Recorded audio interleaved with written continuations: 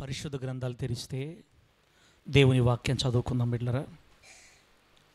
ఈ మూడవ రోజు చివరి రోజు రాత్రి దేవుడు మనతో మాట్లాడబోతున్న మాటల్ని ధ్యానం చేద్దాం. మొదటి రోజు ఏం మాట్లాడుకున్నామన్నా, దేవుని మందిరం యొక్క ఆవశ్యకత, అవసరత ఏంటి, భూమి మీద మందిరాలు అవసరమా, ఈ చర్చీలు గోలంతా ఏంటి అనేది పోయి ఫస్ట్ రోజు నేర్చుకున్నాం. నిన్న విజయవంతమైన క్రైస్తవ జీవితానికి ఎన్ని పునాదులన్నా? 3 పునాదులు చెప్పండి. ఒకటి ఫస్ట్ పునాది ఏంది? నిజమైన సువార్త తెలుసుకోవాలి. రెండోది నువ్వు రాలగతలే జనపల్లిన రెండో పునాది ఏంది? రెండో పునాది ఏంది? మనసు మారి రూపాంతరం పొందాలి.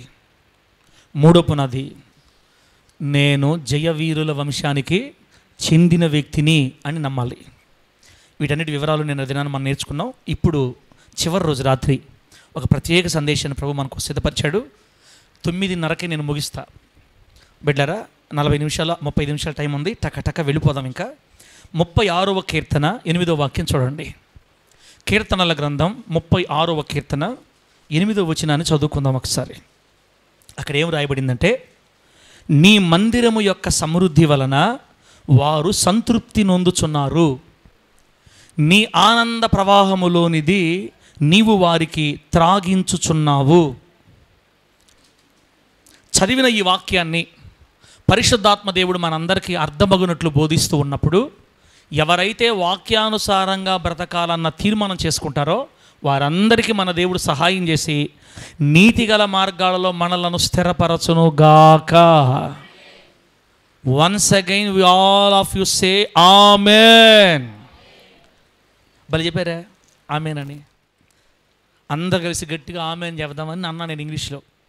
మీరు చెప్పేశారు బిడ్డరా. వదిలే, మనకి ఇప్పుడు కామెడీకి టైం లేదు. దావీదు గారు పాడతా ఒక మాట అనేశాడు. అభిలాష్ బ్రదరు, దావీదు గారు పాడతా ఒక మాట అనేశాడు సాగరు. ఏమన్నాడంటే, నీ మందిరము యొక్క సమృద్ధి వలన వారు సంతృప్తి నొందుచున్నారు అని. అంటే దేవుని మందిరంలో సమృద్ధి ఉంది అని రాశాడు దావీదు గారు. అక్కడ దేవుని మందిరంలో ఏముంది? సమృద్ధి ఉంది. బైబిల్లో రాయబడిన మాటలు అబద్ధాలా నిజాలా? దయచేసి నాకు త్వరగా చెప్పండి. బైబిల్లో రాయబడిన అన్ని అబద్ధాలే అనేవాళ్ళు చేతులెత్తండి. అంత దమ్ము ధైర్యం మనం చేయలేం. బైబిల్లో రాయబడిన ప్రతి మాట వాస్తవమే అనేవాళ్ళు ఆమె చెప్పండి అంటే ఖచ్చితంగా అందరికి గట్టిగా చెప్తారు. ఇప్పుడు నిజమా అబద్ధం అక్క? బైబిల్లో ఉండేదే నిజం. ఎందుకంటే నీ వాక్యమే సత్యం అని చెప్పింది బైబిల్. బైబిల్లో రాయబడిన ప్రతి మాట అభ్యాస్ అభ్యాస్ అభ్యాస్. బైబిల్లో రాయబడిన ప్రతి మాట సత్యం. ఇప్పుడు ఆ సత్యమైన మాట ఏమంటుందంటే, నీ మందిరములోని సమృద్ధి. మందిరంలో ఏముందంట? సమృద్ధి. సమృద్ధి అంటే ఏంటి తమ్ముడు అర్థం? సమృద్ధి అంటే అర్థం ఏంటి చెప్పండి? అబండెన్స్ అంటారు ఇంగ్లీష్లో. అబండెన్స్ అంటే అర్థం ఏంటంటే మనకి కావలసినంత కంటే ఎక్కువ అని అర్థం.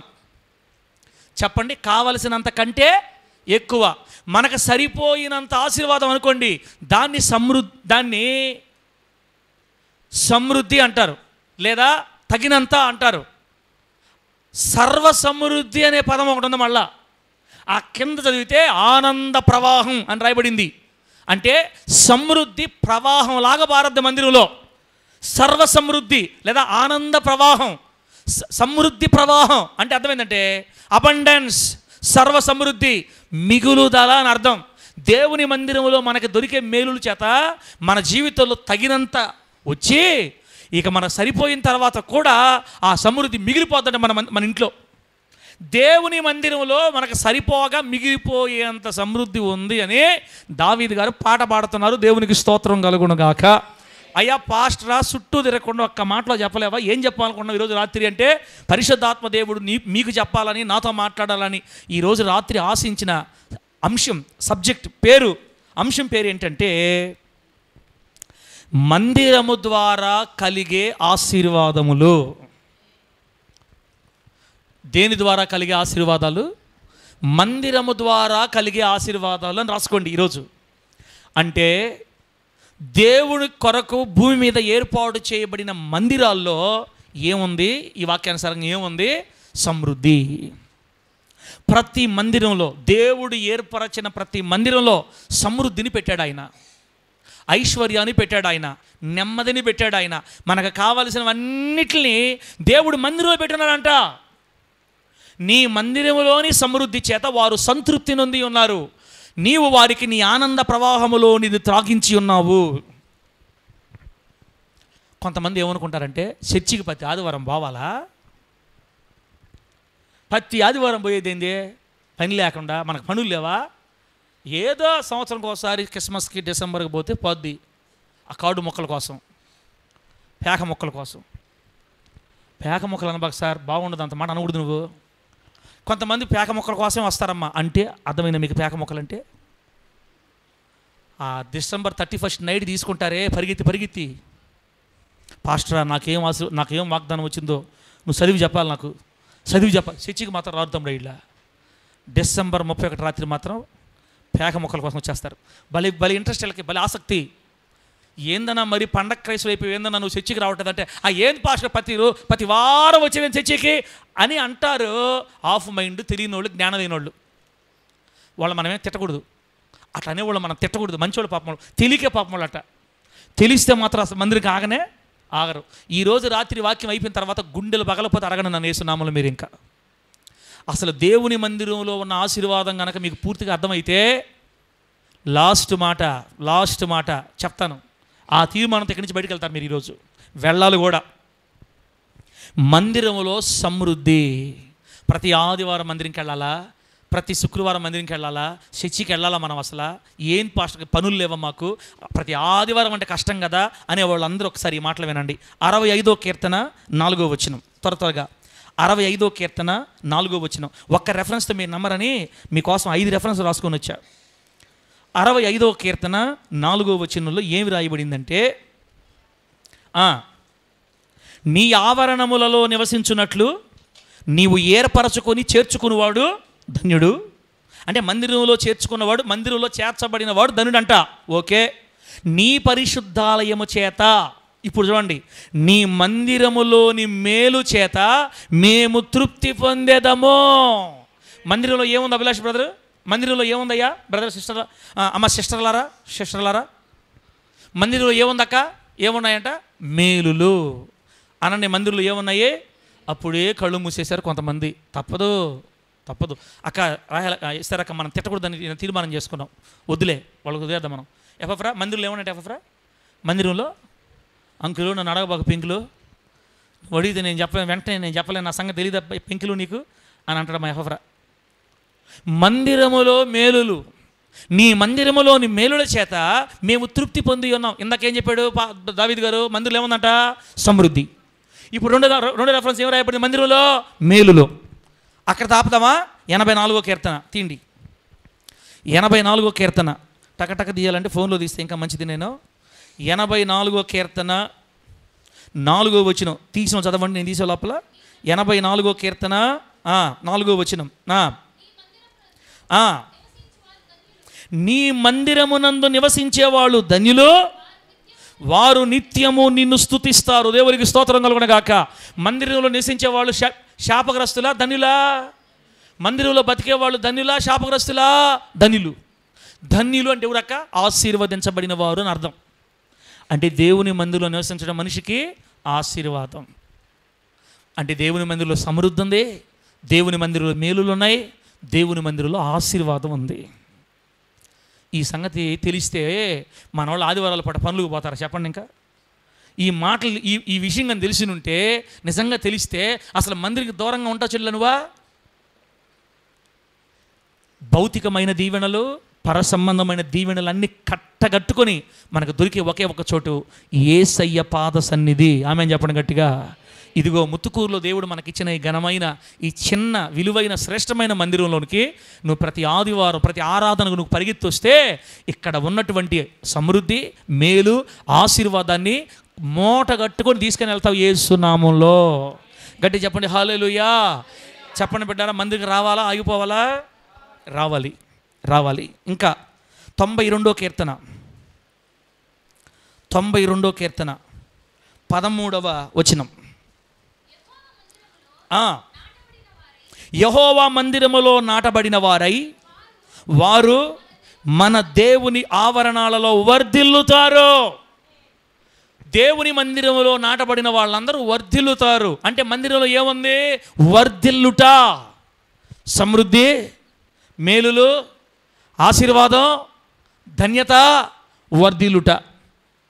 ఏందక్క ఇన్ని మేలులు ఉన్నాయి మందిరంలో? శాంతక చెల్లిలా, ఓ చెల్లిలా తల్లే అమ్మా. అందుకే చర్చిలో నుంచి ఆమేన్ అంటే పరిగెత్తబాకండి. AK-47 బుల్లెట్ వెనక్కి వేగంగా లాస్ట్ మన పరమతండ్రి దేవుని ఆమేన్ ఎల్లో దిగేసి అప్పుడే మెట్లు దిగేసి ఉంటారు. నిలువులు అయితే ఆమేన్ పూర్తిగా అనకముందే మెట్లు దిగేసి ఉంటారు. ఒకరి మొఖాలు ఒకరు చూసుకోరు, మాట్లాడుకోరు. కొంచెం సేపు ఆయన సన్నిధిలో కూర్చుందాం అనుకోరు బిడ్డలో. తెలియక కృపాకర దేవుని మందిరంలో ఏముంది? వర్ధిల్లుట. అందుకే దావీదు గారు ఏమంటారంటే, భక్తిహీనులు గుడారాలలో ఒక్క దినం నివసించడం కంటే నా దేవుని మందిరంలో నివసించడం నాకెంతో ఇష్టం. నీ మందిరంలో ఒక్క దినం గడిపితే 1000 దినాల కంటే శ్రేష్టం. చెడిలా సిమెంట్ గోడలతో కట్టబడిన ఈ చిన్న కట్టడం నీ కళ్ళకి అది ఏముందలే, పోయినా పోకపోయినా పెద్ద విశేషం ఏముంది అనుకుంటున్నావు బ్రదర్ నువ్వు, తమ్ముడు, అన్నా, చెల్లి, అమ్మా దండాలమ్మా, ఏనమ్మా, దేవుని మందిరంలో వర్ధిల్లుట ఉంది, వర్ధిల్లుట. అందుకే 2 దండాలు పెట్టి ఎందుకు బతుకుంటామంటే, రండమ్మా మందిరం, రండమ్మా మీరు దీవించబడతారమ్మా, మందిరంలో ఆశీర్వాదం ఉందమ్మా, క్రమంగా రండమ్మా అని ఎందుకంటామంటే, దావీదు గారు చెప్తున్నారేనండి, వారు మన దేవుని మందిరంలో నాటబడిన వారై వర్ధిల్లుతారు. వారు మన దేవుని ఆవరణాలలో వర్ధిల్లుతారు. మందిరంలో వర్ధిల్లుట ఆశీర్వాదం ఉంది. లాస్ట్ రెఫరెన్స్ 118వ కీర్తన 26వ వచనం చదవండి. యెహోవా పేరట వచ్చువాడు ఆశీర్వాదమందునుగాక, యెహోవా మందిరములో నుండి మిమ్మును దీవించుచున్నాము. యెహోవా మందిరములో నుంచి మిమ్మల్ని దీవిస్తున్నామంటే మందిరంలో దీవెన ఉంది అని అర్థం. దీవెన ఉంది, ఆశీర్వాదం ఉంది, సమృద్ధి ఉంది, మేలుంది, తృప్తి ఉంది, సంతృప్తి ఉంది. ఇంకేం కావాలి మీకు? జయదేవ్ ఏం కావాలి? జయదేవ్ మనకి ఇంకా సమృద్ధి, ఆశీర్వాదం, తృప్తి, సంతృప్తి అన్ని మందిరంలో ఉన్నాయి. ఒక్క మాటలో చెప్పాలంటే దేవుని మందిరము వలన కలిగే ఆశీర్వాదాలు ఇన్ని అన్నే కాదు. అందుకే నిర్గమకాండంలో ఇజ్రాయేలులకు దేవుడు ఏం చెప్పాడంటే, 6 దినాలు నువ్వు కష్టపడి నీ పనంతా చేసుకో, 7వ దినాన నీ దేవుడైన యెహోవాకు విశ్రాంతి దినము గనక నీవైనా, నీ భార్య అయినా, నీ పిల్లలైనా, నీ పనివాళ్ళైనా, నీ జంతువులు కూడా పనులన్నీ మానేసి సమాజంగా కూడుకొని నన్ను మీరు ఆ రోజు ఆరాధించాలి, విశ్రాంతి దినాన్ని పరిశుద్ధంగా ఆచరించాలని వాళ్ళకి చెప్పాడు. మనది విశ్రాంతి దినం అంటే మనకి ఈరోజు పునరుద్ధాన దినం, ఆదివార దినం. మనం ఆదివార దినాన్ని, వాళ్ళేమో భౌతికమైన ఇశ్రాయేలీలు, మనమేమో ఆత్మ సంబంధమైన ఇశ్రాయేలీలమి. మనము మన ఆదివార దిన ఆరాధనని పరిశుద్ధంగా ఆచరించడానికి జ్ఞాపకం ఉంచుకుంటే నీ ఒడిలో దేవుడు సమృద్ధిని కొలిచి పోస్తాడు యేసునామంలో. నీ ఒడిలో మేలులు పోస్తాడు యేసునామంలో. నీ ఒడిలో నెమ్మది, తృప్తి, సుఖము, సౌఖ్యము, సంతృప్తి, ఆదరణ, క్షేమ, ధన్యత. టోటల్గా చెప్పాలంటే అంశం పేరు చెప్పండి, మందిరము ద్వారా కలిగే ఆశీర్వాదాలు. అందుకే బిడ్డలారా, మందిరికి రమ్మని సేవకుడు ఎందుకు బతుకుంటాడంటే, ఇదిగో ఇన్ని మేలులు ఉన్నాయి బైబిల్లో. ఏం ఉపయోగం అన్నా? 2 గంటల టైం వేస్ట్ చర్చికి వస్తే అనుకోబాకండి బ్రదరు, అక్క, చెల్ల, అమ్మ, టైం వేస్ట్ కాదు. పార్కుల్లో తిరిగితే టైం వేస్ట్, ఐస్ క్రీమ్ పార్లర్కి వెళ్తే టైం వేస్ట్, బీచ్లకి వెళ్తే టైం వేస్ట్. అది మనకు టైం వేస్ట్గా అనిపిస్తుందో, వెనక ఒక మనిషిని ఎక్కించుకొని తిరుగుతుంటాం కాబట్టి భలే గడిచిపోద్ది. అది ఇంకా తిరగాలనిపిస్తుంటుంది. పొళ్ళు రాలగొట్టుకునే దానికి, ఏమి రాలగొట్టుకునే దానికి అబ్బో గ్యాప్ లేకుండా పట్టుకుంటారు పోయే వాళ్ళందరూ. ఆ ప్రేమ పక్షులు నన్ను చూస్తే గాలి కూడా దూరదొడతారు మధ్యలో. ఎడకు పోయేవాళ్ళు వీళ్ళు, బీచ్కి పోయేవాళ్ళు. బీచ్కి పోయే ప్రేమ పక్షులను చూడండి, మధ్యలో గాలి కూడా దూరదు. ఎందుకమ్మా అంత నమ్ముతున్నావు వాడిని?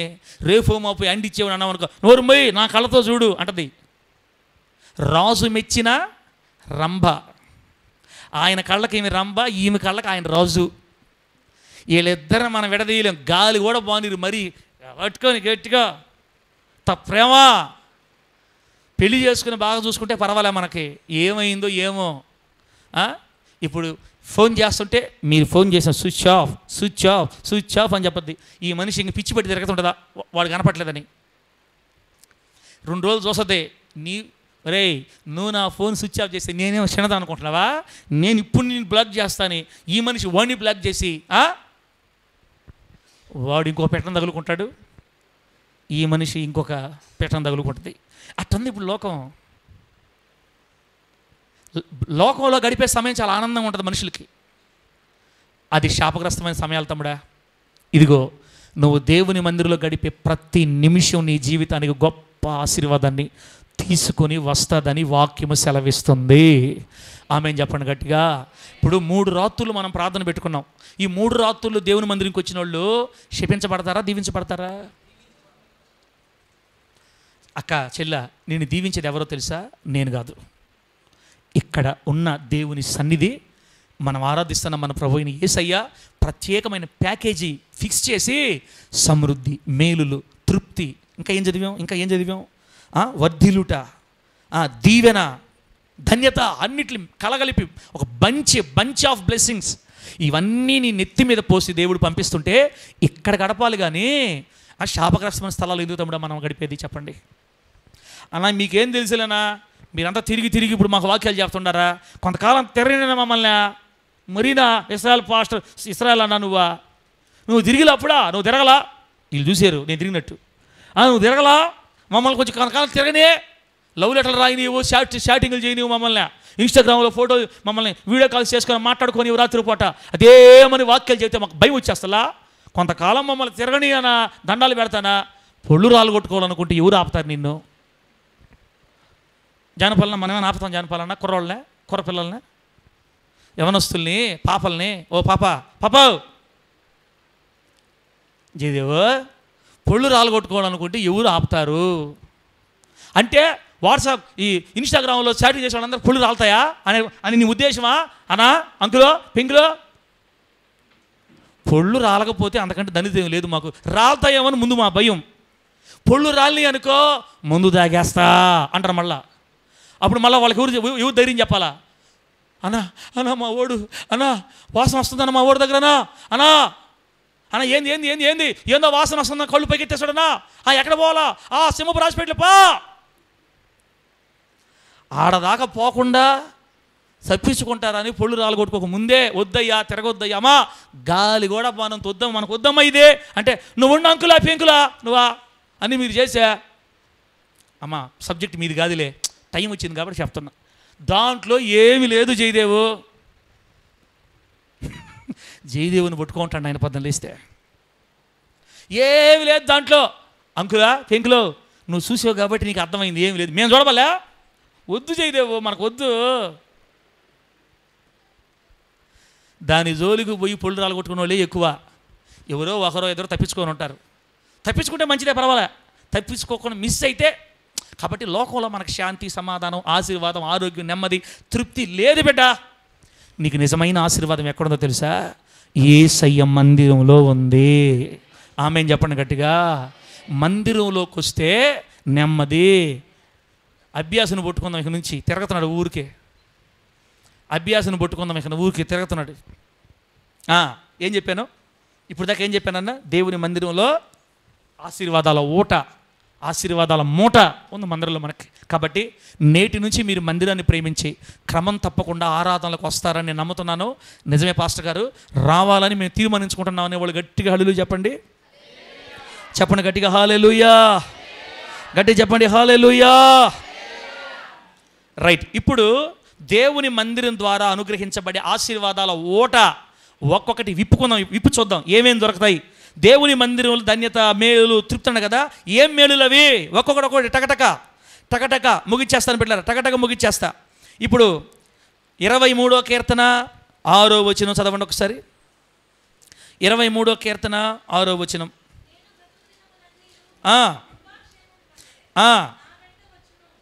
నేను బ్రతుకు దినములన్నీయు కృపాక్షేమము వలే కాదు స్మాల్ డాటర్, కృపాక్షేమములే. నేను బ్రతుకు దినములన్నీయు కృపాక్షేమములే నా వెంట వచ్చును. అయితే చిరకాలము యెహోవా మందిరంలో నేను నివాసము చేసేదను. ఎవరైతే చిరకాలము దేవుని మందిరంలో నివాసం చేస్తారో వాళ్ళ వెంట ఏమొస్తాయంట? కృపా, క్షేమం. దేవుని మందిరము ద్వారా మనకు కలిగే మొట్టమొదటి ఆశీర్వాదం, ఎవరైతే దేవుని మందిరాన్ని అంటి పెట్టుకొని బతుకుతారో, దేవుని మందిరంలో నాటబడి బతుకుతారో వాళ్ళ వెంట జీవితాంతం ఏమొస్తాయి? కృపా, క్షేమం.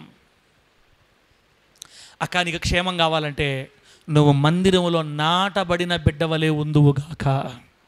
నీ జీవితంలో క్షేమాన్ని కళ్ళారా నువ్వు ప్రతిరోజు చూడాలనుకుంటే నువ్వు దేవుని మందిరాన్ని అంటి పెట్టుకుని బతుకుతువుగాక. చెల్లా, దేవుని ఆరోగ్యం లేకుండా నువ్వు బతకగలతో చెప్పు బయట. అమ్మా, ఎంతమందికి యాక్సిడెంట్ అవుతున్నాయి తెలుసా మీకు? మేము నిన్నో ఈరోజు వస్తా చూసాం.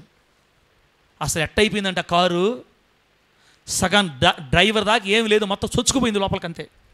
నాకు తెలిసి ముందున్న వాళ్ళందరూ చనిపోయి ఉంటారు. నిన్న ఈరోజు ఎవరో చెప్పారు నాతోటి, మన బిడ్డలే. లేదు కావల్లో హాస్పిటల్కి వెళ్తే అక్కడ ఒక అక్క చెప్తుంది, వాళ్ళు బాగా సంపాదించుకున్నారంట, మంచి వ్యాపారం ఉందంట వాళ్ళకి, వాళ్ళ బంధువులు అతనికి మంచి వ్యాపారం, డబ్బులు బాగా సంపాదించుకొని మంచి ఇల్లు కట్టాడంటే నెల్లూరులో, ఒక లక్షాధికారిగా కోటీశ్వరుడిగా మారిపోయాడంట. నిన్నే ఏం జరిగిందంటే రక్తం ఏమండి నరాలలో మెదడులో ఉన్న నరం రక్తం చిట్లిందంట. మెదడులో ఉన్న చిన్న నరం చిట్లి రక్తం అంతా పాగిపోయిందంట.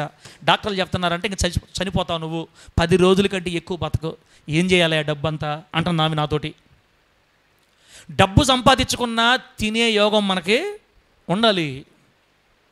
కోటీశ్వరులకు సైతం ఆరోగ్యం లేదు బిడ్డ బయట. కోటీశ్వరులు సైతం నెమ్మది లేదు బయట. వాళ్ళు కూడా దిగులు తట్టుకోలేక తాగి మత్తులో బతుకుతున్నారు తెలుసా నీకు? దేవుని మందిరములో ఉండే నెమ్మది, సంతోషం భూమి మీద ఇంకెక్కడా నీకు దొరకదు. అందుకే బైబిల్ చెప్పింది, చిరకాలము దేవుని మందిరం అంటిపెట్టుకొని బతికే వాళ్ళకి కృప, క్షేమాలు తోడుగా వస్తాయి. దేవునికి స్తోత్రం కలుగును గాక.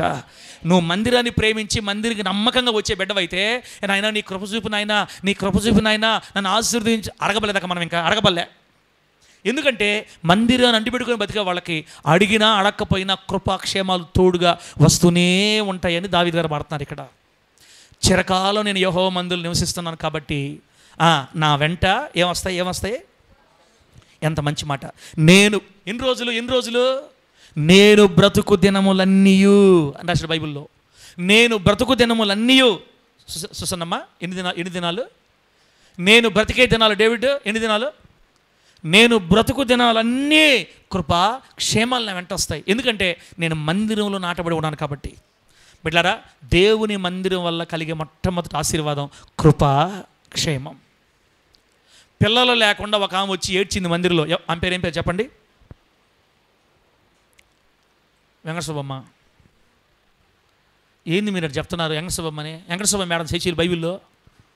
మేము ఏడన్నాం సార్, నువ్వే చెప్పుకుంటా పేర్లా. హన్నా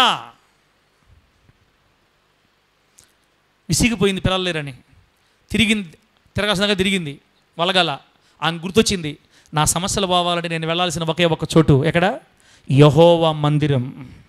షిలోహులో ఉన్న దేవుని మందిరంలోనికి వచ్చి కన్నీళ్లు విడిచి ప్రార్థన చేసింది, ప్రభువా నాకు మగబిడ్డనిస్తే ఆ బిడ్డని నీకే ఇచ్చేస్తా అని చెప్పింది. ఎప్పుడైతే మందిరంలో కన్నీళ్లు విడిచి ప్రార్థన చేసిందో దైవజనుడు చెప్తున్నాడు, అమ్మా మీదటికి ఈ సంవత్సరానికి నీకు పండంటి మగబిడ్డను దేవుడు ఇస్తాడు యేసునామములో, ధైర్యంగా పో అని చెప్పాడు దైవజనుడు. మందిరంలోకి వచ్చి ప్రార్థన చేసుకున్న తర్వాత ఆ రోజు నుంచి ఆమె ఏడవటం మానేసిందని వాక్యం చెప్పింది. అంటే మేలులు కలగాలన్నా, కృపా క్షేమాలు మనతో రావాలన్నా, మనం అక్కరల అవసరాలు తీర్చబడాలన్నా, మనం మానక కూడుకోవలసిన చోటు, మానక దర్శించవలసిన చోటు, నీ కాళ్ళు ఎప్పుడు తొక్కాల్సిన చోటు యేసయ్య మందిరం. ఆమెను చెప్ప గట్టిగా.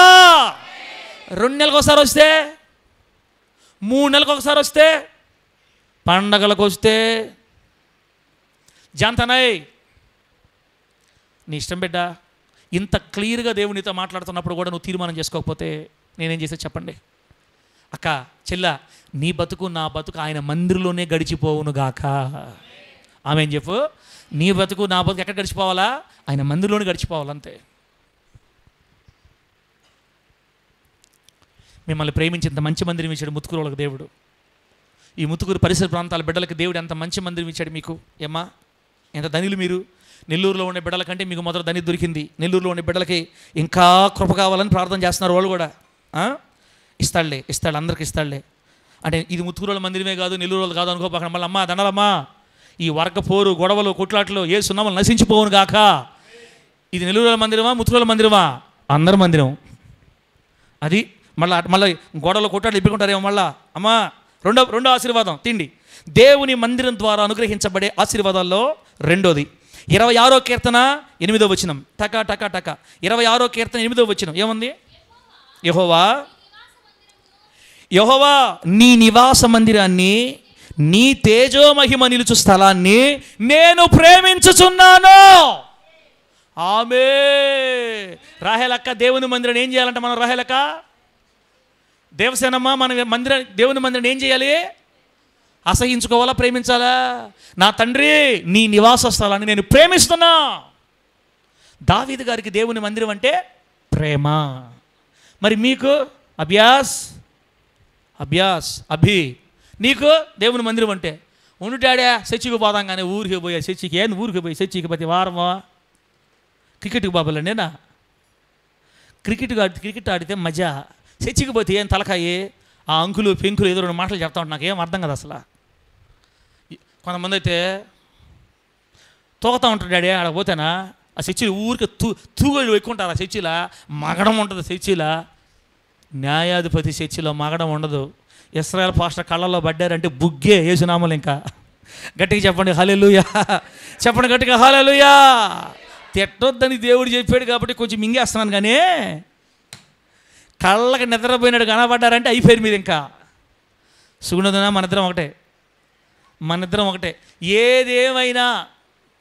ఏదేమైనా దేవుని మందిరాన్ని మనందరం కలిసి నిజముగా ప్రేమించుదుముగాక. యెరూషలేమా నిన్ను ప్రేమించువారు వర్ధిల్లుతారు. అక్క, నీకు నిజంగా దేవుని మందిరం మీద ప్రేమ ఉంటే నువ్వు ఆదివారం 11 గంటల వాకింగ్కి వస్తావా, 9 గంటలకే వచ్చి మందిరం చెమ్మతావో నువ్వు ఆలోచించుకో. నీకు నిజంగా దేవుని మందిరం మీద ప్రేమ ఉంటే చాపలేసే టైంకి వచ్చేసి ముందు వచ్చి అక్క ఈ ఒక్కరోజు నేను చేస్తాను అక్క, ప్లీజ్ అక్క కొంచెం సరే నువ్వు కూడా జిమ్ము, నేను కూడా జిమ్ముతాను, కొంచెం అవకాశం ఏంటక్క, ఆశీర్వాదం అంతా మీకేనా, ఒక్క పూటన్నా ఒక్క పూట ఎక్కనాక బ్రతిలో ఆడుకుంటావు దేవుని మందిరాన్ని ప్రేమిస్తే. వాళ్ళు చేస్తున్నారులే సార్ మేమేం చేసేది ఇంకా అనకూడదు. వాళ్ళు వదిలేది లేదు, నీకు పని వచ్చేది లేదు ఇంకా. ఎందుకంటే వాళ్ళు గట్టిగా పట్టుకుంటారు, జలగల్లాగా వదలట్లే. వాళ్ళు కూడా వదలట్లే ఇంకా పరిచర్ని. తెలిసిన వాళ్ళు పరిచర్ని వదలరు. పరిచర్ను వదులుకున్నారంటే వాళ్ళంత దురదృష్టవంతులు ఇంకొకరు లేరు. అందుకని చర్చిలో ఏదైనా పోస్ట్ దొరికిందంటే ఉద్యోగం పోయినా పర్వాలేదు, కానీ చర్చిలో పోస్ట్ మాత్రము పోకుండా కాపాడుకోండి. ఎందుకంటే దేవుని మందిరములో నిధి. నా సొంత మాటలా దేవుని వాక్యం అక్క ఇదే? నా సొంత మాటలా దేవుని వాక్యమా? దేవుని వాక్యం. అయ్యా యెహోవా నీ మందిరాన్ని నేను ప్రేమిస్తున్నానయ్యా అని దేవుడికే చెప్తున్నాడు దావీదు గారు. దేవుడికే చెప్తున్నాడు, అబద్ధం చెప్తున్నాడా నిజం చెప్తున్నాడక్క? దేవుడు తెలీదా? దావీదు దేవుని మందిరాన్ని ప్రేమిస్తున్నాడా లేదా? దేవుడికి బాగా తెలుసు. దావీదు దేవుడి మందిరాన్ని ప్రేమించాడు కాబట్టే ఆయన కడుపులో వచ్చిన వాళ్ళందరూ రాజులయ్యారు. యేసునామములో ఆమేన్ చెప్పండి గట్టిగా. నువ్వు దేవుని మందిరాన్ని ప్రేమిస్తే తమ్ముడా, నీ పిల్లలు రాజులైపోతారు యేసునామములో. నీ బిడ్డల భవిష్యత్తును కడతాడు దేవుడు యేసునామములో. సమాజంలో ఆశీర్వాదకరమైన వ్యక్తులుగా నీ పిల్లల్ని మార్చకపోతే సవాల్ రాసుకో నీ పేపర్లో. దేవుని మందిరాన్ని ప్రేమించే వాళ్ళ పిల్లలు ఆస్తికర్తలుగా మార్చబడతారు యేసునామములో. ఆమేన్. చుట్టాలుగా వచ్చేవాళ్ళు చర్చికి చుట్టాలు అంటారు లేక, చర్చికి కూడా చుట్టాలు ఉంటారు. 3 వారాలకు ఒకసారి, 3 నెలలకు ఒకసారి, 6 నెలలకు ఒకసారి ఐస్ క్రీమే అంటే వస్తారు చూడు. ఎండాకాలంలోనే వస్తారు ఐస్ క్రీమ్ వాళ్ళు, చలికాలంలో వస్తారమ్మా. ప్రేమ చూద్దామ్మా, మన ఇద్దరం ఒకటే. ప్రేమ చూద్దామ్మా. ఏం చెప్పాను? ఐస్ క్రీమ్ వాళ్ళు ఎప్పుడు వస్తారు తమ్ముడా? వర్షాకాలంలో వస్తారా? మందిరంకి అన్ని కాలాల్లో రావాలి మనం. ఆమేన్ చెప్పండి గట్టిగా చెప్పండి హల్లెలూయా. బిడ్డలారా, దేవుడు ఇంతవరకు నాకు ఇచ్చిన బిడ్డలందరూ మందిరాన్ని ప్రేమించే బిడ్డలనే చూస్తున్నాను, కానీ మందిరాన్ని ద్వేషించే బిడ్డలు, దూరంగా ఉండే బిడ్డలు ఎవరు లేరు ఇక్కడ. ఎరా బాధుడు కాదు మీకా, ఎరా బాధుడు, ఇక తగ్గదులే ఆ బాధుడు, ఇంక ఇబ్బంది లేదు మీకు, మీ రాత మారిపోయింది యేసునామంలో. ఇక్కడి నుంచి మన మూలవాక్యం ఏందో తెలుసా, మన అంశం ఏంది, మన మన మినిస్ట్రీ మన దాకా ఏం పెట్టాను తెలుసా, ఇదే సైన్యములకు అధిపతి యెహోవా వాక్ అని పెట్టే పైన ఫ్లెక్స్ మీద. దేవుడు తప్పని తట్టి ఎన్నొద్దుగానే నేను చెప్పేది నేను ఎన్నొద్దు, ఏం చేయాలి ప్రభువా ఇదిరా ఏం చెప్పాడు. ఇప్పుడు ఫ్లెక్స్ మీద ఆయన మాటని ఒక మాట రాశా, ఏం రాశాను చెప్పండి. ఇప్పుడు నా నోట్లోంచి ఏ మాట వచ్చినా కూడా ఏం రావాలి, మీరు ఆశీర్వాదమునకు వారసులవుటకు పిలవబడితిరి. మీకు ఆశీర్వాదం. ఏరబాదుడు తగ్గిపోయింది. అట్టని నా కళ్ళతో కానీ చూసాను అనుకో, ఏదే అబ్బా తప్పదు, కొంచెం నా వల్ల కాదు, సరే కానివ్వండి, ఇట్ట మాట్లాడుకొని టైం అంతా అయిపోతా ఉంది. ఎన్నో వచ్చింది ఇప్పుడు 26వ కీర్తన 8వ వచనం ఏం చదివేమో, దావీదు గారు దేవుని మందిరాన్ని ప్రేమించాడంట. ప్రేమించినందువల్ల ఏం జరిగిందో తెలుసా, అక్కడ రాయబడింది, నీ తేజో మహిమ నిలుచు స్థలం. దేవుని మందిరం అంటే ఏ స్థలమో తెలుసా, తేజో మహిమ. దేవుని తేజో మహిమ నిలిచే స్థలం ఇది. ఈ మందిరంలో ఏముంది ఈ మందిరంలో ఏముంది వెలసనం, ఈ మందిరంలో దేవుని తేజో మహిమ. అందరూ అనండి, ఏముందమ్మా మందిరంలో, దేవుని తేజో మహిమ. తేజో మహిమ అంటే ప్రకాశమానమైన మహిమ ఈ మందిరంలో ఉందంట. ఎప్పుడైతే నువ్వు మందిరం క్రమంగా వస్తుంటావో దేవుడు తన మహిమ చేత నిన్ను కప్పుతాడు. ఇక కప్పడం కాదు, వచ్చేసావు నువ్వు మందిరంలో అడుగుపెట్టావంటే దేవుని మహిమలో అడుగుపెట్టినట్టు. నీకు తెలియకుండానే నీ రోగాలు నిన్ను విడిచిపెట్టి వెళ్ళిపోతాయి యేసునామంలో. నీకు తెలియకుండానే నీ అప్పులు నిన్ను వదిలిపెట్టి వెళ్ళిపోతాయి, నీ అవమానాలు నిన్ను వదిలిపెట్టి వెళ్ళిపోతాయి. నువ్వు ఎక్కడ ఏడుస్తున్నావు, ఏ పరిస్థితి ఇబ్బందులు పడుతున్నావు, ఏ రోగంతో ఇబ్బంది పడుతున్నావు బిడ్డ, నువ్వు మందిరంకి వస్తావు ఉంటే నీకు పెట్టకుండానే నిన్ను వదిలిపెట్టి వెళ్ళిపోతాయి. కారణం ఏంటో తెలుసా, ఇక్కడ దేవుని తేజో మహిమ ఉంది. హల్లెలూయా. మందిరంకి వస్తే మనకు వచ్చే రెండో ఆశీర్వాదం, దేవుని మహిమ చేత కప్పబడతాము. మందికి రాకపోతే 1 వారమా, 2 వారాలు ఆగిపోతే, 3 వారాలు ఆగిపోతే బిడ్డ దేవుని మహిమను పోగొట్టుకుంటామమ్మా. అందుకే క్రమంగా దేవుని మందిరాన్ని ప్రేమించి రావాలని ప్రభు కోరుకుంటున్నాడు. 1, చనిపోయేంతకాలం బ్రతుకు దినాలన్నీ కృపాక్షేమాలు మనతో వస్తాయి. 2, దేవుని తేజ మహిమ చేత మనం కప్పబడతాం, నింపబడతాం. మూడో ఆశీర్వాదం స్టార్ట్ చేసి ఎంత టైం అయింది, 32 నిమిషాలు అయింది. ఇంకొక 8 నిమిషాలు ఉంది నాకు, మరి టకటక గుర్తు చేసేస్తా. 52వ కీర్తన 8వ వచనం తీయండి. 52వ కీర్తన 8వ వచనం, నీళ్ళిమ్మా తగ్గదానికి. 52వ కీర్తన 8వ వచనం ఏమని చదువుమ్మా. ఇంకొంచెం చిన్న చదువుతాలే, ఎవరు చదువుతున్నారు, చదువుతాలే చెల్ల. నేనైతే దేవుని మందిరంలో పచ్చని ఒలీవ చెట్టు వలె ఉన్నాను, నిత్యము దేవుని కృపయందు నమ్మిక ఉంచుచున్నాను, దేవునికి స్తోత్రం కలుగును గాక. బిడ్డ ఈ మాటలు ఎంత మంచి అర్థం తెలుసమ్మా మీకు, ఒకసారి చూడండి. అక్కడ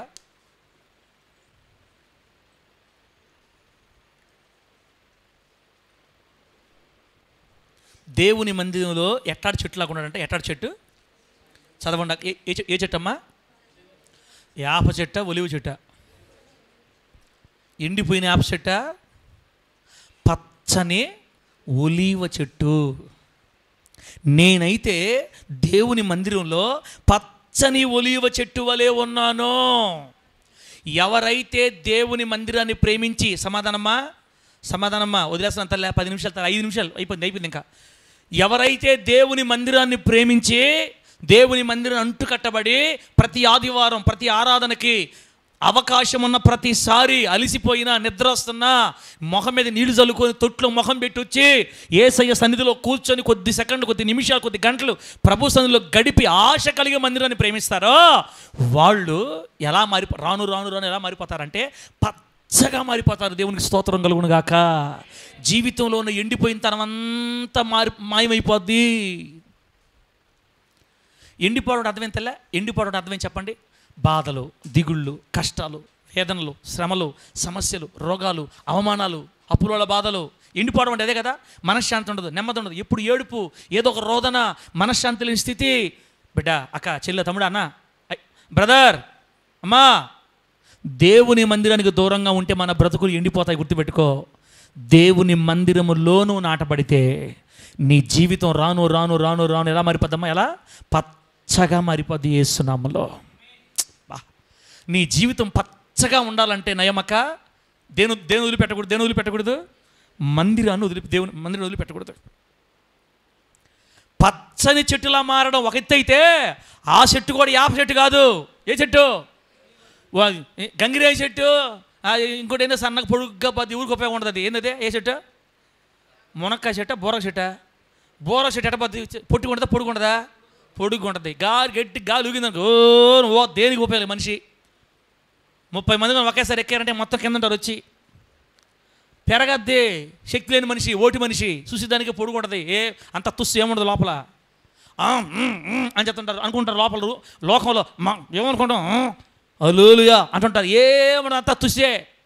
దేవుని మందిరం దూరం అయ్యి కాస్త బాగా కనపడుతున్నట్టున్నా లోపల ఏమీ లేదు, డొల్లా బోరగ చెట్టు. కానీ దేవుని మందిరంలోకి వస్తే మనం ఏ చెట్టో తెలుసా? పచ్చని, చెప్పండి ఇప్పుడు ఏ చెట్టు? ఒలీవ చెట్టు. తమ్ముడా, ఈ ప్రపంచంలో కల్లా ఎక్కువ సంవత్సరాలు జీవించే చెట్టు ఏదైనా ఉందంటే అది ఒలీవ చెట్టు ఒక్కటే. ఆమేననండి గట్టిగా. ఇప్పటికీ 3000-4000 సంవత్సరాల వయసు కలిగిన చెట్లు ఇప్పటికీ యెరూషలేం ప్రాంతంలో ఉన్నాయి. దావీదు గారి కాలంలో నాటబడిన చెట్లు కూడా ఇప్పటికీ యెరూషలేం ప్రాంతంలో ఉన్నాయి. దీర్ఘాయుష్షు సాదృశ్యం. ఒలీవ చెట్టు ప్రసిద్ధమైనది, విలువైనది. దాని తైలం అందరికి ఉపయోగం. దేవుని మందిరంలో దాని తైలం వాడతారు. ఒలీవ చెట్టు అంటేనే ఆశీర్వాదాల బ్రతుకు. అక్క, నువ్వు దేవుని మందిరంలో నాటబడితే ఒలీవ చెట్టు వంటి ఆశీర్వాదాలు కలిగి పచ్చగా దీవించబడతావు లోకంలో. నువ్వు నీకు తెలియదు తమ్ముడా. 1000 రూపాయల డబ్బు కోసం దేవుని మందిరం వదులుకోబాకు తమ్ముడా. 20,000 వచ్చిన అవతల పడేసే యేసునామాలు అంతే. ఇంకా దేవుని మందిరంలో పచ్చని ఒలివ చెట్లాగా ఉంటావు. కొంతమంది ప్రైవేట్ జాబులో చేస్తుంటారు, వాళ్ళని వదలరు, ఒప్పుకోరు. పోతే ఆదివారం సెలవులు ఇవ్వరు, వాళ్ళని వదిలేయండి. పాపం ఆ బిడ్డలకు వీలు లేదు ఆ బిడ్డలు రావడానికి. కానీ మామూలు పనులు చేసుకుని నీకేమక్క చెప్పు అక్క, పచ్చని ఒలీవ చెట్టు వంటి ఆశీర్వాదాన్ని దేవుడు మందిలో నీ కోసం దాచిపెట్టి పెడితే నువ్వు బయట తిరిగి ఏం సాధిస్తావు చెప్పు? దేవుని మందిరాన్ని ప్రేమించేవాళ్ళు పచ్చని చెట్టులాగా కళకళలాడతా, ఆరోగ్యం కలిగి, నెమ్మది కలిగి, పిల్లల జీవితాలు దీవించబడి 10 మందికి ఆశీర్వాదకరంగా మారితే నేను దేవుడు ఒలీవ చెట్టులాగా నాటి అనేకులకు ఆశీర్వాదకరంగా మార్చేస్తాడు. ఎవరినో తెలుసా? దేవుని మందిరంలో నాటబడిన వారిని. కృపాకరు ఎవరినమ్మా? దేవుని మందిరంలో ఎవరైతే నాటబడతారో, ఎవరైతే దేవుని మందిరంలో నాటబడతారో వాళ్ళని దేవుడు పచ్చగా ఒలీవ చెట్టు వలె దీవిస్తాడు. ఇంత చెప్పిన తర్వాత కూడా మందిరాన్ని వదులుకుంటే చెల్ల నీ ఇష్టం.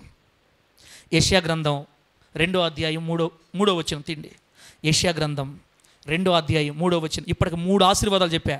బ్రతుకు దినాలన్నీ కృపాక్షేమాలు మన వెంట వస్తాయి. 2వది దేవుని తేజం మహిమతో నింపబడతాం. 3వది మందిరం మనల్ని పచ్చని ఒలివ చెట్లుగా మార్చేస్తుంది. ఇప్పుడు 4వది యెషయా గ్రంథం 2వ అధ్యాయం 3వ వచనం. అక్కడ ఏం రాయబడిందో చదవలేదు. దేవుని మందిరం ఏం చేస్తుందంటే మనకి దేవుని మార్గాలను బోధించి ఆయన త్రోవలను నేర్పిస్తుంది దేవుని మందిరం. ఆమె చెప్పండి గట్టిగా చెప్పండి హల్లెలూయా. దేవుని మార్గాలు తెలుసుకోవాలన్నా, దేవుని త్రోవలు తెలుసుకోవాలన్నా వచ్చి నేర్చుకోవలసిన చోటేది దేవుని మందిరం. దేవుని రూల్స్ ఏంటో, రెగ్యులేషన్స్ ఏంటో, ఎలా బ్రతకాలో, ఎలా ఉండకూడదో, ఏం చేయాలో, ఏం చేయకూడదో, ఎలా నడవాలో, ఎలా నడవకూడదో, దేవుని మనసులో ఉన్న ఆలోచనలన్నీ మనకు నేర్పించే చోటు దేవుని మందిరం. నువ్వు మందిరికి రాకపోతే నీకు రూట్ తెలియదు, నీకు రూల్స్ తెలియవు, న్యాయం తెలియదు, నీతి తెలియదు, భక్తి తెలియదు, మార్గం కోల్పోతావక్క. నీకు ఇష్టం వచ్చేట్టు లోకంలోకి వెళ్ళిపోతావు, ఆశీర్వాదం పోగొట్టుకుంటావు. 4వ ఆశీర్వాదం ఏంటంటే మందిరం ద్వారా కలిగేది నీతి మార్గాలు మనకు నేర్పించబడతాయి దేవుని మందిరంలోనే. దేవుని మార్గాలు బోధించబడతాయి మనకు దేవుని మందిరంలోనే. కాబట్టి ఖచ్చితంగా వచ్చి దేవుని మార్గాలు తెలుసుకొని ఆయన త్రోవలలో నడుచుదుము గాక. ఇంకా మంచి మాట చెప్పాలంటే 37వ అధ్యాయం యెషయా గ్రంథం 37వ అధ్యాయం 14వ వచనం 36వ వచనం 14, 36 2 వచనాలు చూడండి. అక్కడ ఏం రాయబడిందంటే హిజ్కియా రాజు అష్షూరు రాజు విషయంలో భయపడిపోయి దేవుని మందిరంలోనికి వెళ్ళి అష్షూరు రాజు పంపిన ఆ పత్రిక తెరిచి బలిపీఠం మీద పెట్టి కన్నీళ్ళతో ప్రార్థన చేస్తాడు. 14వ వచనంలో, తండ్రి నువ్వు తప్ప మాకెవరు సహాయం చేసేవాళ్ళు లేరని దేవుని మందిరంకి వెళ్ళి బలిపీఠం మీద ఆయన పరిచి ప్రార్థన చేస్తాడు. 36వ వచనంలో హిజ్కియా ప్రార్థన దేవుడు విని దేవదూతను పంపించి, సంహార దూతను పంపించి దండుపేటలోకి అశ్షూరు సైన్యం 185,000 మందిని ఊచకోత కోసేటట్లుగా, శత్రువుల మీద జయమిచ్చినట్లుగా మనకు అక్కడ ఆ వచనాల్లో రాయబడి ఉంటుంది. దేవునికి స్తోత్రం కలుగునుగాక. యెషయా గ్రంథం 37వ అధ్యాయం చెప్పేది ఏంటంటే, శత్రువుల మీద జయం కలగాలంటే దేవుని మందిరంకి వచ్చి ప్రార్థన చేయాలి. ఆమెను చెప్పండి గట్టిగా. నీ మీదకి ఎగిసి ఎగిసి వచ్చే నీ శత్రువుల బెడద తొలగిపోవాలంటే మందిరానికి వచ్చి ప్రార్థన చేయాలి. ఇక్కడికి వచ్చి ప్రార్థన చేస్తే నీ మీద కాలు దువ్వే ఏ శత్రువైనా యేసు నామములో అణచబడిపోతాడంతే. అశ్షూరు సైన్యం ఓడిపోయినట్లుగా నీ మీదకి లేసే ఏ శత్రువైనా, మనుషులే అయినా, రోగాలే అయినా, సాతాన్ శక్తులే అయినా అన్నీ ఓడిపోతాయక్క దేవుని మందిరానికి వస్తే. దేవుని బిడ్డ, ఇన్ని విషయాలు తెలిసిన తర్వాత ఇంకా మంచి మాట చెప్పమంటారా? టకటక. మొదటి రాజుల గ్రంథం 8వ అధ్యాయం తీయొద్దు, గుర్తుపెట్టుకోండి. మొదటి రాజుల గ్రంథం 8వ అధ్యాయం 27వ వచనం నుండి 53వ వచనం దాకా, 27 నుంచి 53 దాకా సొలొమోను గారు ప్రార్థన చేస్తారు. మందిరం ఓపెన్ చేసేటప్పుడు, మందిరాన్ని ప్రతిష్ఠించేటప్పుడు సొలొమోను గారు ప్రార్థన చేస్తారు. అక్కడ ఆ ప్రార్థనలో నాకు నచ్చిన విషయాలు రాసుకొని వచ్చా. ఇప్పుడు మీకు ఐదు ఆశీర్వాదాలు చెప్పా. 1, బ్రతుకు దినాలన్నీ కృపాక్షేమాలు వస్తాయి మనతో. దేవుని తేజ మహిమతో నింపబడతాం. దేవుని మందిరం మనల్ని పచ్చని ఒలివ చెట్ల మారుస్తుంది. 4, దేవుని మార్గాలు మనకు బోధించి త్రోవలు నేర్పిస్తుంది. 5, శత్రువులపై జయమిస్తుంది దేవుని మందిరం. ఇప్పుడు 6వది అలా ముందుకు చూసుకుంటా పోతే, మొదటి రాజు 8వ అధ్యాయంలో ఈ మందిరం ఏం చేస్తుందంటే, దేవుని నేత్రాలంట ఈ మందిరం మీద రేయింబగళ్ళు ఉంటాయని రాయబడింది అక్కడ. దేవునికి స్తోత్రం కలుగునుగాక. దేవుని మందిరం మీద దేవుని చూపు రేయింబగళ్ళు అంటే రాత్రి పగలు, ఎప్పుడు దేవుని కళ్ళు మందిరం మీద ఉంటాయంట. అందుకే మందిరంకి వస్తే ఆయన కళ్ళు ఈ మందిరం మీద ఉంటాయి కాబట్టి మందిరంలోకి వచ్చిన నీ మీద కూడా దేవుని కళ్ళు పడతాయి. ఇంకా ఆపవా పాస్టర్? ఆపవా? 2 నిమిషాలు అక్క, ఆపేస్తాను. 2 నిమిషాలు. దేవుని మందిరం మీద దేవుని కళ్ళు రేయింబగలు ఉన్నాయి. అందుకని దేవుని మందికి మనం రావాలి. అక్కడే అదే వచ్చిన 2వది, మందిరంలో చేసే ప్రార్థనలు దేవుడు వింటాడంట. విని ప్రజల పాపాలు క్షమిస్తాడని రాయబడింది అక్కడ. దేవునికి స్తోత్రం కలుగునుగాక. ఎవరైతే దేవుని మందిరానికి వచ్చి కన్నీళ్లు విడిచి పాపాలు ఒప్పుకుంటారో వాళ్ళ పాపములు ఖచ్చితంగా క్షమించబడతాయి దేవుని మందిరంలో. ఎందుకంటే ఆయన కళ్ళు రాత్రింబగళ్ళు ఈ మందిరం మీద ఉంటాయి కాబట్టి ఇక్కడికి వచ్చి ప్రజలు తమ పాపాలు ఒప్పుకొని కన్నీళ్లు విడిస్తే వారి పాపములు క్షమించబడతాయి. 3, వారి ప్రార్థన విన్న దేవుడు ఒకవేళ వర్షాన్ని ఆపేస్తున్నా కూడా ప్రార్థన చేస్తే మందిరంలోకి వచ్చి దేశం మీద వర్షం కురవడం ప్రారంభమవుతుంది. దేవుడికి స్తోత్రం కలుగునుగాక. మందిరంలో ప్రార్థన చేస్తే దేశం మీద వర్షం కురుస్తుందంట. 4, దేశం మీద ఏమైనా తెగుళ్ళున్నా, కుటుంబం మీద తెగుళ్ళున్నా, బాధలున్నా, రోగాలున్నా, కష్టాలున్నా నువ్వు మందిరంకి వచ్చి దేవుడి దగ్గర మొరపెట్టి కన్నీరు విడిస్తే తెగుళ్ళు కుటుంబాన్ని, దేశాన్ని విడిచి వెళ్ళిపోతాయని రాయబడింది అక్కడ. దేవునికి స్తోత్రం కలుగునుగాక. తెగుళ్ళు విడిచిపోయే స్థితి మందిరం దొరకద్ది. లాస్ట్ది, ఒకవేళ ఎవరైనా ఇతర దేశస్తులకి, ఇతర కుటుంబాలకి, ఇతర వ్యక్తులకు దాసోహమై చెరలోకి వెళితే వాళ్ళ కింద పనివారిగా మారిపోతే, దాసులుగా మారిపోతే ఈ మందిరంలోకి వచ్చి కన్నీళ్లు విడిచి ప్రార్థన చేసి ఒప్పుకుంటే చెర నుంచి, ఇతర దేశాల బానిసత్వం నుంచి విడిపించి దేవుడు మరలా మనల్ని స్థిరపరుస్తాడని రాయబడింది అక్కడ. ఈ మందిరం మీద దేవుని కళ్ళు రాత్రింబగళ్ళు ఉంటాయి. ఈ మందిరంలో చేసే ప్రార్థన దేవుడు వింటాడు. ప్రజల పాపాలు క్షమిస్తాడు. దేశం మీద వర్షం కురిపిస్తాడు. తెగుళ్ళు ఆగిపోతాయి. ఇతర దేశాల చెరలో నుంచి విడిపించబడతారు. బిడ్డలారా, శత్రువులపై జయం, దేవుని మార్గాలు బోధించబడతాయి. పచ్చని ఒలివ చెట్టు వంటి ఆశీర్వాదం, తేజో మహిమతో నింపబడే గొప్ప ధన్యత, దినములన్నీ కృపాక్షేమాలే మన వెంట వస్తే ఇంకా ఎంతకంటే ఏం కావాలి చెప్పండి? మందిరాన్ని వదిలిపెడతారా, పట్టుకుంటారా? అక్క చెప్పు, ఈరోజు చెప్పు, దేవుని మందిరాన్ని వదిలేస్తావా, పట్టుకుంటావా?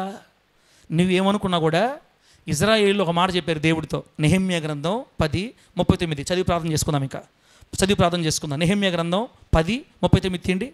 ఇదే మాట మనం చెప్పాలి ఇప్పుడు. నెహెమ్యా గ్రంథం 10:39. ఆ మాట ఎంత మంచి మాట చూడండి. లాస్ట్ వచ్చినాం. నెహెమ్యా గ్రంథం 10:39 తీసారా? 39వ వచ్చిన లాస్ట్ లైన్ చూడండి. మా దేవుని మందిరమును మేము, ఏముంది అక్కడ? మా దేవుని మందిరమును మేము విడిచిపెట్టము అనంది అక్కడ. మా దేవుని మందిరం, నెహెమ్యా గ్రంథం 10వ అధ్యాయం 39వ వచనం, మా దేవుని మందిరాన్ని మేము విడిచిపెట్టము. మీ బైబిల్ ఆ మాట ఉందా? ఉందా? ఒక్కరు కూడా బైబిల్ చూడట్ల. మంచిదేలే, నేను బైబిల్ మూసేస్తున్నానమ్మా. చూడండి, నేను మాట అంటే మాటే. మా దేవుని మందిరాన్ని మేము విడిచిపెట్టమని మాట ఇచ్చారు ఇజ్రాయేలీలు ఆ రోజు దేవుడికి. ఈ 2025 సంవత్సరం సెప్టెంబర్ 27వ తేదీ ఇంత ఘనమైన మందిరాన్ని 5 సంవత్సరాల క్రితం దేవుని ప్రతిష్ఠించాం మనం. ఇదే రోజు ఈ మందిరాన్ని దేవుడు మనకు అనుగ్రహించిన ఈ దినాన ఒక మంచి తీర్మానంతో బయటికి వెళ్ళాలా. ప్రభువా, నేను చచ్చిపోయేదాకా కూడా నేను కూడా నీ మందిరాన్ని విడిచిపెట్టను. తెలుసును, నీ మందిరాన్ని నేను విడిచిపెట్టనయ్యా. ఎన్ని కష్టాలు వచ్చినా, ఎన్ని బాధలు వచ్చినా నీ మందిరాన్ని నేను విడిచిపెట్టనయ్యా. పాస్టర్ నన్ను అరిసినా, తిట్టినా, మా సార్ నన్ను తిట్టినా, నేను మా సార్ని తిట్టినా, ఇద్దరు తిట్టుకుంటాం, కానీ మందిరాన్ని మాత్రం నేను విడిచిపెట్టను. మా సార్ చిన్నవాడు కాదు, అరుస్తాడా? నేను చిన్నవాడినే, నేను కూడా అరుస్తా. ఇద్దరం కరుచుకుంటాం, అవసరమైతే కరుచుకుంటాం, కానీ మందిరాన్ని మాత్రం విడిచిపెట్టే సమస్య లేదు. దేవా, నేను మందిరాన్ని విడిచిపెట్టను. అక్క నెహెమ్యా అతని ప్రజలు చేసిన తీర్మానం ఇది, మేము మా దేవుని మందిరాన్ని విడిచిపెట్టము. మందిరం అంటే ఆషామాష అనుకున్న తమ్ముడా, ఏదో 4 గదులు ఆదివారం పూట పోయి చేస్తే పోద్దని నీకు అనిపిస్తుందా? కొంతమంది బిడ్డలు అయితే ఈ విషయాలు తెలియకుండానే ఇన్ని సంవత్సరాలు మందిరంకి వస్తున్నా ఒక్క ఆదివారం కూడా దేవుని విడిచిపెట్టకుండా, ఒక్క ఆదివారం కూడా ఆగకుండా వచ్చిన బిడ్డలు చాలామంది ఉన్నారు ఇక్కడ. వాళ్ళు రక్షించబడిన కాడ నుంచి ఎంత సంతోషం అంటే, వాళ్ళు ఆగారంటే హాస్పిటల్లో ఉంటారు, ఇంకా కదలని స్థితిలో హాస్పిటల్లో ఉంటారు అంతే. హాస్పిటల్లో ఉంటే తప్ప ఇంకెప్పుడు ఆగల ఇప్పటిదాకా చాలామంది బిడ్డలు ఇక్కడ. ఎంత సంతోషం నిజంగా. మేము మా దేవుని మందిరాన్ని విడిచిపెట్టాం. ఇదే తీర్మానంతో మంచి తీర్మానం చేసుకొని దేవుని మందిరం నుంచి మనం బయటికి సాగిపోదుముగాక. మీ బ్రతుకు దినాలన్నీ మిమ్మల్ని దేవుని కృపాక్షేమాలు వెంబడించునుగాక. మీ జీవిత దినములన్నీ మీరు వర్ధిల్లుదురుగాక. మీ జీవిత దినములన్నీ దేవుని సమృద్ధిని అనుభవించుదురుగాక. ఆయన ఆనంద ప్రవాహములోని త్రాగుదురుగాక. మీ రోగములు స్వస్థపరచబడిన గాక. మీ శత్రువులపై జయం పొందుకుందురు గాక. కళ్ళు మూసుకొని ప్రార్థన చేసుకుందాం. మేము మా దేవుని మందిరాన్ని విడిచిపెట్టము.